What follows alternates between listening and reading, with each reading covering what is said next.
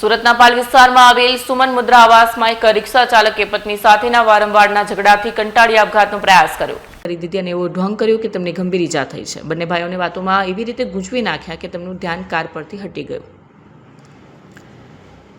જ્યારે બંને ભાઈ અકસ્માત મામલે દલીલો કરી રહ્યા હતા ત્યારે જ પૂર્વ આયોજિત કાવતરા મુજબ અને બે લૂંટારૂ એક્ટિવા પર હેલ્મેટ પહેરી ધસી આવ્યા. એક લૂંટારૂ એક્ટિવા પર તૈયાર ઊભો રહ્યો અને બીજા એક લૂંટારૂએ ફોર્ચ્યુનરની ડ્રાઈવ સીટની પાછળના કાચ પર થરકી અને હથિયારથી તોડી નાખ્યું.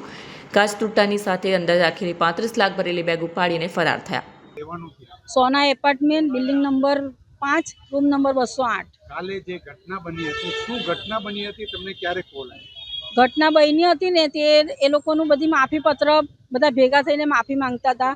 તે એનો છોકરો છે વિવેક દાભોળ કરે, એને મને 3:58 ફોન કર્યો હતો કે મારા પપ્પાએ આગ લગાવી લીધી છે, સિવિલમાં લઈ ગયા છે. એટલે હું સિવિલમાં આવી હતી.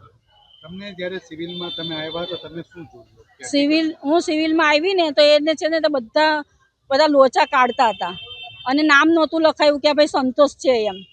એની ઉંમર કેટલા સાલની છે? 53 વર્ષ છે. શું કામ કરતા? એ રિક્ષા ચલાવે છે. હવે તમારી માંગો શું છે ને તમે શું ત્યાં જે આપઘાત કર્યો તેનું કારણ શું છે?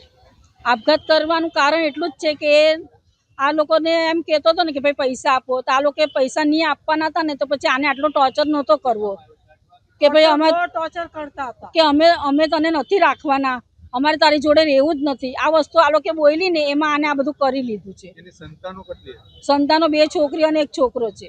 સામેવાળી પક્ષનો એની વાઈફનું એમ કહેવાનું છે કે અમને આગળ બી તમારા ભાઈએ ધમકીઓ આપેલી છે કે હું તમને બધાને લઈને આપઘાત કરી નાખી. એટલે આ ડરથી બિચારા ઘરે ત્યાં ચાલ્યા ગયા. આ બધું છે ને ખોટું છે. મારો ભાઈ એવી કે ધમકી નહીં આપે અને એવી ધમકી આપી હોત ને તો આજે 28 વર્ષથી એની જોડે રહ્યો નહીં હોતે જો એવો હોતે ને તો. કારણ કે એને કોઈ જાતનું વ્યસન નથી કે આ ધમકી આપે.